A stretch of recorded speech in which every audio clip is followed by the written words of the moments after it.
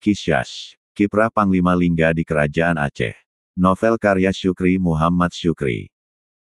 Ampun daulat tuanku, mohon ampun, saya hilaf. Mohon Raja Lingga yang ke-14 melompat mencium kaki Sultan.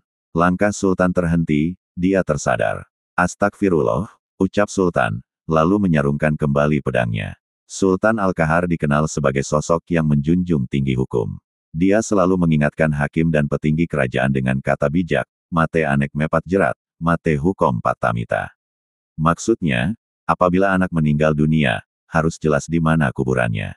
Tetapi, apabila hukum mati karena tak berani ditegakkan, kemana lagi harus mencari keadilan? Pengawal, penjarakan dia, perintah Sultan. Sultan yang dikenal sangat tegas dalam penegakan hukum memerintahkan pengawal untuk menahan Raja Lingga yang ke-14. Semua atribut kehormatan, tanda jabatan bernama bawar dilucuti oleh pengawal istana.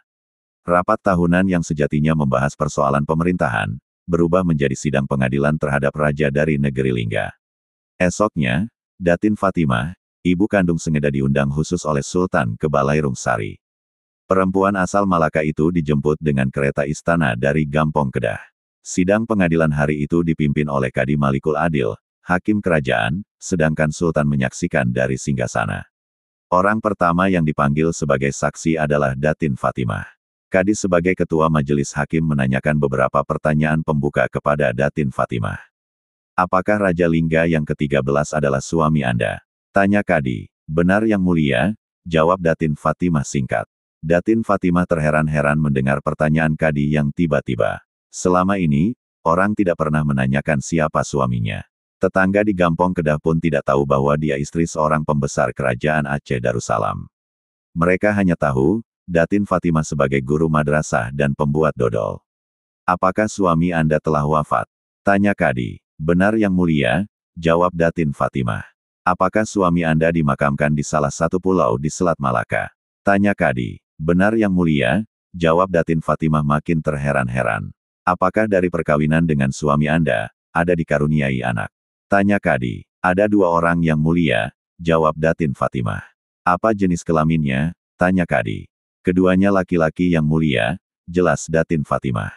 Siapa nama anak Anda? Tanya Kadi. Benar Meriah dan adiknya Sengeda. Ada apa dengan anakku yang mulia? Tanya perempuan asal Malaka itu mulai cemas. Di mana kedua anak Anda? Tanya Kadi dingin. Sudah 2 tahun pergi ke tanah leluhurnya di negeri Lingga, ungkap Datin Fatimah mulai menangis.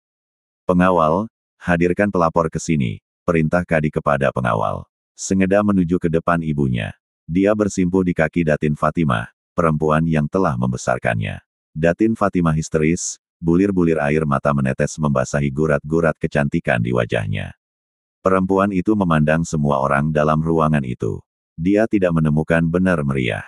Ini Sengeda, dia anakku yang mulia, ungkap Datin Fatimah lirih. Kemana abangmu nak? Tanya Datin Fatimah sambil mengguncang-guncang kepala Sengeda. Abang sudah meninggal, lirih Sengeda memeluk tubuh ibunya. Maafkan Eda, Umi. Eda bersalah, memaksa Umi mengizinkan kami pergi ke negeri Lingga, ratap Sengeda. Anakku, pekik Datin Fatimah histeris. Kedua ibu dan anak itu menangis histeris. Sultan yang dikenal sangat tegar, tidak mampu membendung air mata. Satu persatu para peserta rapat keluar dari Balairung Sari, karena tidak mampu menahan rasa haru. Mereka berjalan keluar ruangan sambil menyeka air mata. Sidang ditunda sampai besok pagi, tutup Kadi dengan mengetuk palu 1 kali.